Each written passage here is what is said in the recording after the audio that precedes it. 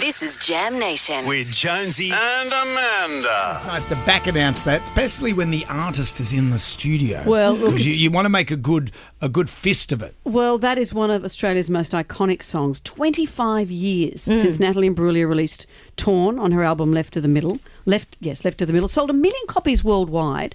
You're in Australia, Natalie, to talk about that, but also you're here to host the Arias. And hello. Whoa. Yes, isn't that cool? That's I've so never cool. hosted before. I don't know what they were thinking, but I'm very excited. Are you relaxed about that kind of thing? Do you find it sphincter tightening or you're okay with it all? A bit of tightening in that area, yeah.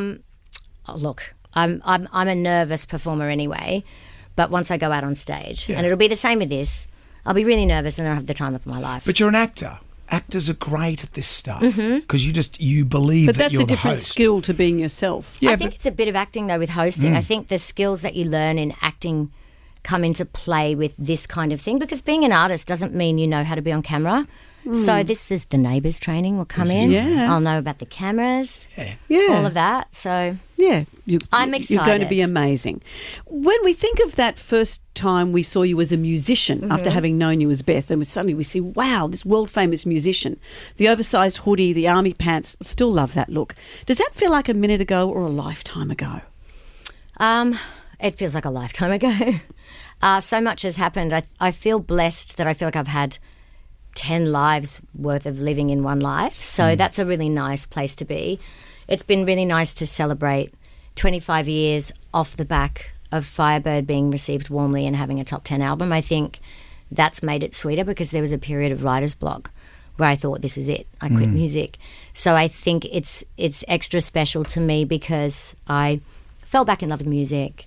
And I've been touring and writing and What broke creative the flow. block? What broke it? I think it was having my son. I think that also I think I went through a period where I was just kind of trying to please the labels and that didn't work out so well for me. So that was a good life lesson. And I think I was willing to walk away from it. I came here, I did X Factor, I went and studied acting. I think there's courage in doing that. And so I came back to it from a different place of confidence and of really knowing that this is what I'm supposed to be doing. And if I was doing it to two people in a pub performing. Natalie's falling on there. You know, I know the music business is tough. We know what you're turning tricks in a pub. People to come and watch it, though. I'd pay to watch that. That was funny. But when you look at when Torn came out, of course it was a cover song. A lot of people didn't know that, but originally done by this lady. Who's this one?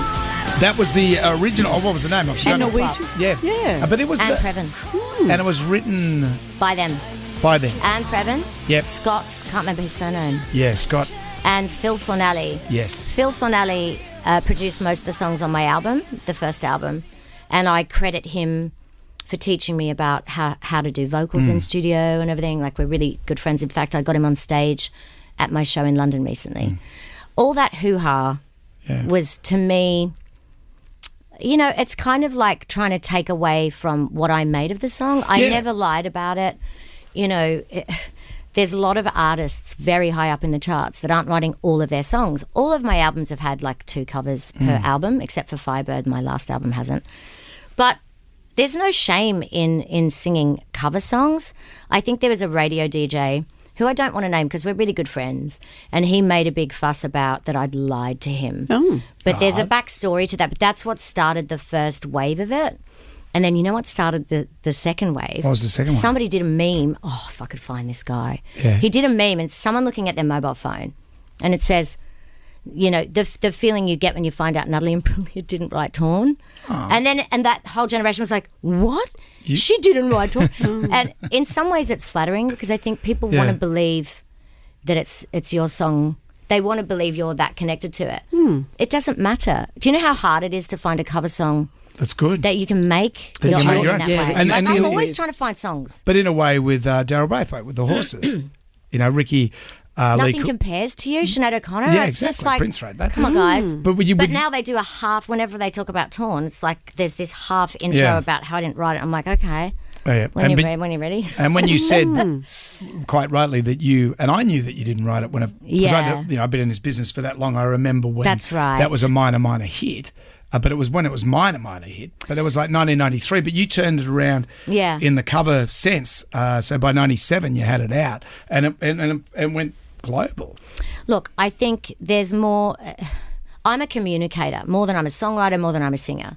I'm a communicator of emotion, and there's value in that. And when I realised that as an artist, that's a really powerful place to be, because it's about how when I sing a song and I go into that feeling, it makes you feel something. And so to me, it doesn't matter. I mean, Frank Sinatra, most of the songs of his career. Exactly. So I think it's just people are making this big deal about it. I think everyone needs to get over it and just enjoy the bloody song. Did you in any way play the song? Feel free to swear. Sorry. Go Did you crazy. play Torn while you were giving birth? I don't know if it's the best birth song.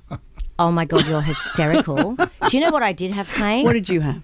Fleetwood Mac. Oh yeah, which one? Rumours, of course. Oh, Rumours, yeah. I mean, The whole album? Yeah. it just calms me down. It's my kind of before I go on stage album. I've tried to go off piste and it doesn't work. Right. It just, I mean, And it does its trick for you. sonically, everything about that album. So it was just a very calming thing. And did in it the work in background. childbirth? Because sometimes the plan you go in with, you think this will help my uterus open like a flower, and then you Darling, think, I didn't have a "Shut natural up." birth. Okay, so I didn't have. what Still do they had to call be it? calm. Cesarean. Rooftop? But you- Cesarean. Yeah. yeah, sunroof. The flip top, the sunroof. Sunroof. Top. But you still had to be calm, I'm imagining. You still had to zen My out. sister for the, was with me. My sister was with me. Yeah, but that's So yeah, that she was the calming influence. So we can cross Torn off the list of birth songs. I think that's probably a good idea. I wouldn't put it on my playlist. and Rumours, as long as it's not you in a pub with two blokes. Oh my God, it's so nice to be back home. We This missed just, you. I love it. This just wouldn't happen in the UK. Like we just wouldn't be able to chew the fat because you're and living in- talk like this. It's so refreshing. You're living in Windsor. How far No, from? No. I was. Yeah. I'm Near the in- castle, or because I just I imagine. was quite close to the castle, but so you could see it. that was a long time ago. I couldn't see it. No, I don't. I think I could see Eton from the end of my Yeah. garden, but I'm now in the Cotswolds. Okay, So nice. How countryside again. beautiful. I did 10 years in Notting Hill, Oh yeah. and then I kind of do this isolation, city living. And so I'm going through another, basically to write Firebird, because I had writer's block. I was like, I think I need to be in nature. And I moved out to a cottage on someone's farm in the Cotswolds. Is it as romantic as it sounded? Like was Yeah. you churning your own butter and things? That's the impression I funny have. you How's say that romantic? I'm almost at the stage where I'm going to get the mother and do my own sourdough. So yeah, it's a thing. Yeah, yeah. I've got an Arga, which is these Oh, the big oven. oven that's on all the Yes, time. beautiful. But if you're called not the mother. yeah, I know. The If- starter, I'm just, okay. yeah, well, no, the mother is like, because most people that aren't, into baking their own bread. Into bread. Yeah. if you're I'm I think so in into COVID bread. we all heard about the mother, the starter. Yeah. I'd never Yes, heard and my of it friend before makes then. her own sourdough, and she's like, I'll give you some of. I'll give you the mother. Next minute you're off the grid. Yeah. I think that's your starter. I think I'm a bit of an isolate. I think I get that from my mum, so I'm kind of okay Good. on my own, Well, like being away from being the people. hermit. Amanda's into bread, but when we talk bread, we talk about the 70s band with their terrible songs. I don't mind them either, you know. Oh, come on. I did Natalie find a hasn't got diary time beneath for a that. tree, as you know. It's always great to talk to you, Natalie. The 25th anniversary of Left of the Middle, the debut album on vinyl. It's on vinyl. How good is this? That's right. You can get it Blue out now. vinyl. Do Blue yourself a vinyl. favour. Blue vinyl. How good. Special edition blue vinyl. Wow. I just got to get myself a record player again, but I just recently got one. they're great, aren't They're they? fantastic. A P3. Because I'm starting to collect vinyl now, but Yeah.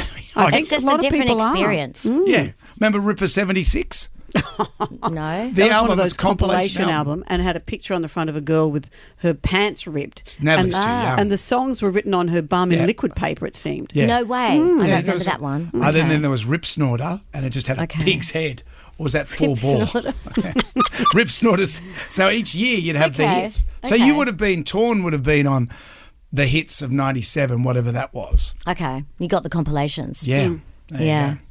God, remember mixtapes? Yes, indeed. Yeah. And that's for another 60 seconds. Natalie, thank you. Great to see you. Thank Look you forward so to seeing much. the Arias. Thank you.